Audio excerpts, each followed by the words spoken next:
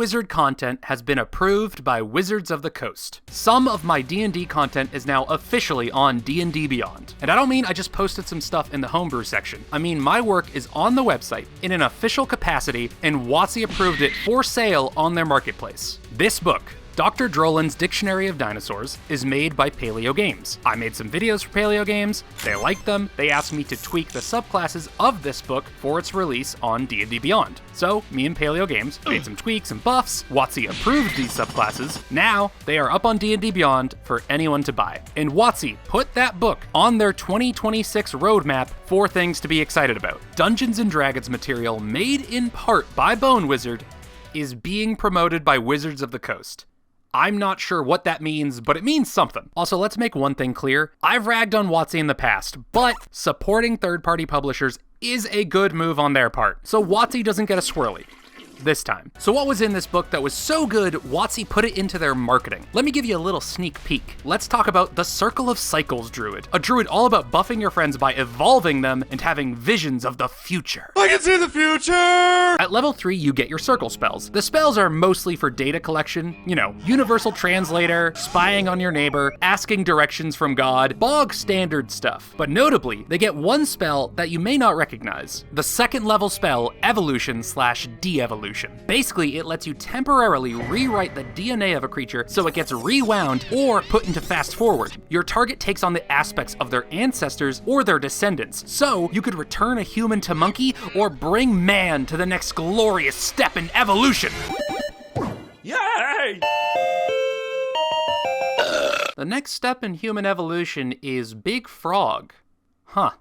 You know, that makes, perfect sense. So let me tell you the effects of this spell. It's going to seem weak at first, but don't worry, it's got some kick. Evolution can buff your target in a variety of ways. It can give your friend an extra d4 of damage on all attack rolls, or it can increase their speed by 20 feet, or it can give them a climbing speed equal to half their movement speed, or some other lesser buffs. Now for a 2nd level spell, none of this sounds that impressive. Other buffing spells do what this is trying to do better or cheaper. So what makes this spell good? Well, let me show you the spell again. What makes this spell good is that it lasts 10 minutes and does not require concentration. Do you see the idea now? Do you see the possibilities? You can evolve your rogue to give them longer legs, giving them a faster walking speed, then cast Long Strider on him so he can be super fast. Now he can hop in and out of melee range with no risk of him getting got. Or you could give an extra d4 of damage to a monk, then cast Enlarge on him so he can wail on a guy using the monk's Flurry of Blows. Now all his punches have an extra 2d4 damage. Kaiju Kermit is real, he is a threat, and he's gonna tongue punch you like he tongue punches Miss Piggy.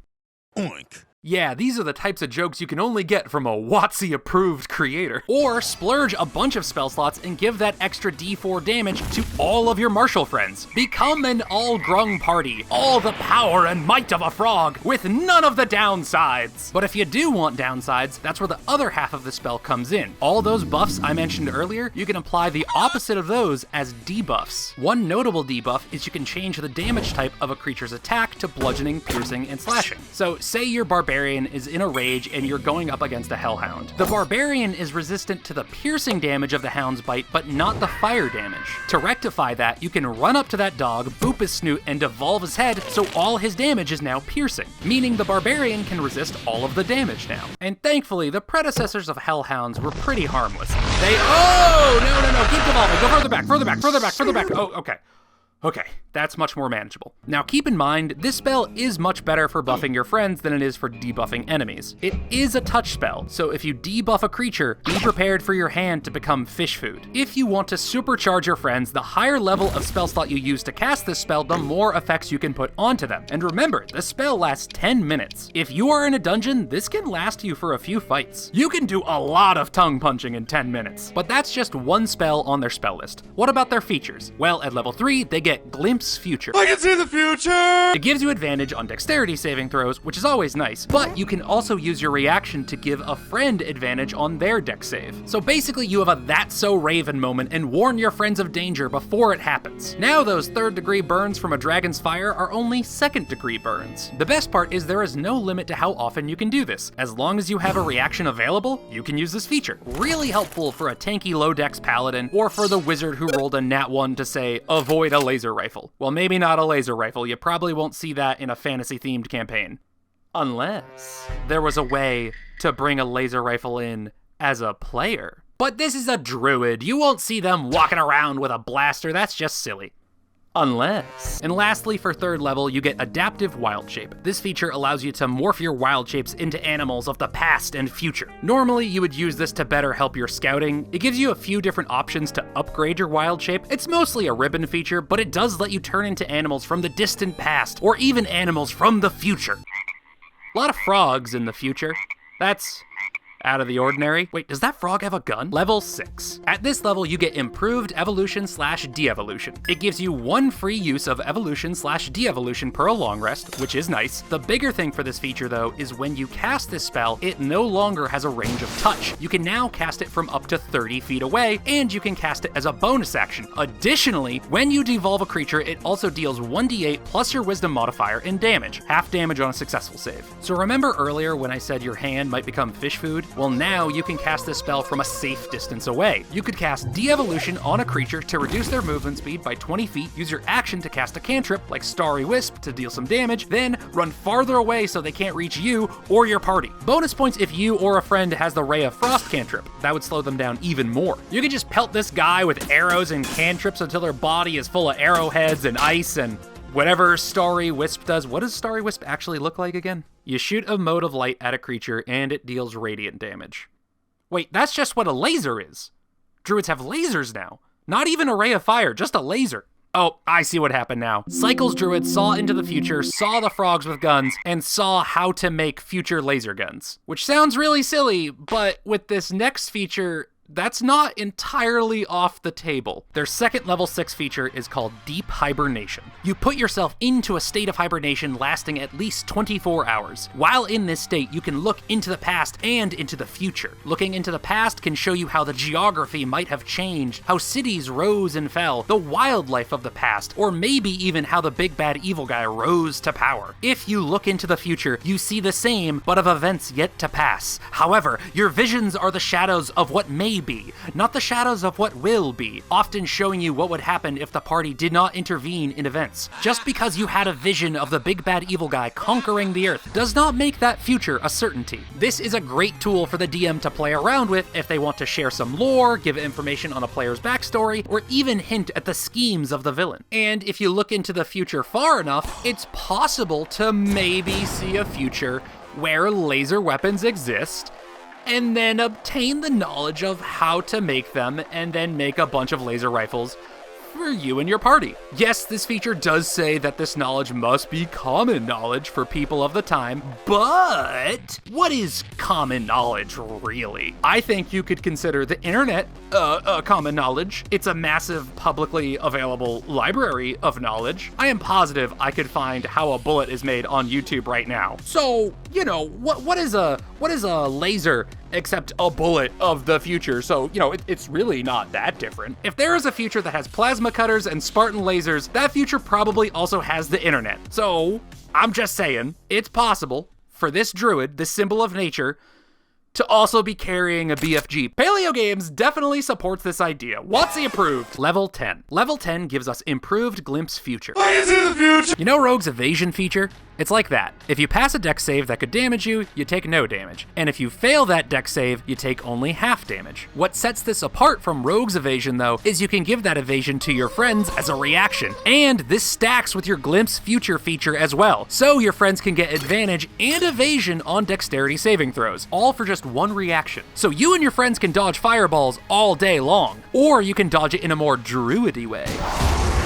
See that right there? Classic druid move. Bubble shield from Halo. Definitely learned that one from the frogs. Also at level 10, you get Cosmological Evolution. You use illusionary magic to recreate celestial events directly above you, like imitating an eclipse to cover a 5-mile radius in a non-magical darkness for 10 minutes, or imitating a full moon to cover the same area in bright moonlight. But aside from an outdoor light switch, you can also make a cosmological event to buff your team, like an illusionary meteor that grants advantage to you and your allies' melee attacks for 1 minute. Does your party prefer fighting from a distance? Then you can recreate the Archer's Comet to give your team advantage on all ranged attacks for 1 minute. Now you are even more accurate with your quote-unquote nature magic. Are you going up against a dragon and you are afraid his frost breath will freeze you solid? Well, recreate visions of mystical planetary rings in the sky to give you and your team 1 reroll to saving throws per turn for a whole minute. Now you got a lot of options with these, but you only get 1 cosmological event to use per a long rest, so use your planetarium powers wisely. Before we get to level 14, if you are enjoying the video so far, consider leaving a like or a subscribe or a hype, and leave a comment. I try to respond to as many of those as I can. And if you want to support me even further, check out my Patreon. There, I release exclusive playtest material every month for my patrons. Last month, I made the Name Stealer Rogue, a subclass that steals the true names of its foes to compel them to obey, swap faces, or place curses onto their enemies. It's all very Baba Yaga coded, and I may be WotC approved now, but YouTube still pays like crap. So Patreon is a godsend, dude. My patrons are the realest ones out there. I would walk through fire for them, man. Any money I make from Patreon just goes to me being able to afford rent, so from hitting all of the YouTube buttons to becoming a patron, if you do any of that, thank you so much. And at level 14, we get Guided Evolution. When you cast Evolution on a creature, you can concentrate on that spell for 10 minutes. Once that time passes, the effects of your Evolution spell last for the entire day. They only go away once that creature finishes a long rest or you cast it onto them again. And after that initial 10 minutes, you don't need to concentrate on the spell anymore. So at the start of your day, you can burn some 3rd level spell slots, which at level 14 is pretty cheap, and give your martial friends an extra 1d4 damage on all their attack rolls, plus 20 feet of extra movement speed for the rest of the adventuring day. Or you can give yourself a fly speed, which with this spell is normally so abysmally slow at 10 feet, but if you increase your movement speed, that goes to 30 feet. A 30-foot fly speed for an entire adventuring day in exchange for a single level 3 spell slot is pretty good. Yeah, Fly is a 3rd level spell that is twice as fast as this one. However, Fly uses concentration and only lasts 10 minutes. If the Fly spell is for sprinting, Evolution is for marathons. And normally that would be it for our nature laser boy here. But this subclass does get a 17th level ability. Palaeo Games likes to either give subclasses another feature at later levels, where they usually don't, or go really hard for their final feature in their subclasses. And this druid is no different. If you want to see what that level 17 feature is and try out this Darwinian druid, along with 2 other very cool subclasses I helped design, then you should check out Dr. Drolin's Dictionary of Dinosaurs. It's got tons of dinos to throw into your D&D games. These ancient beasts were written by an actual paleontologist, so they're not only wicked cool, but also it'll give you some fun facts about these prehistoric creatures. This book also has optional rules to make these dinos magical. Like there's this one dino called the Giraffe Titan that mutates as you fight it. And if you want to mutate not just the dinos in this book, but all your monsters in your D&D game, this book has 2 big tables on how to mutate the creatures you throw at your party. Like honestly, I'm kind of just tempted to mutate my players with this table. It's really fun. It also has the Big Game Hunter Ranger, a subclass all about using special ammo to hamper and harm your prey. There is also the Bonesmith,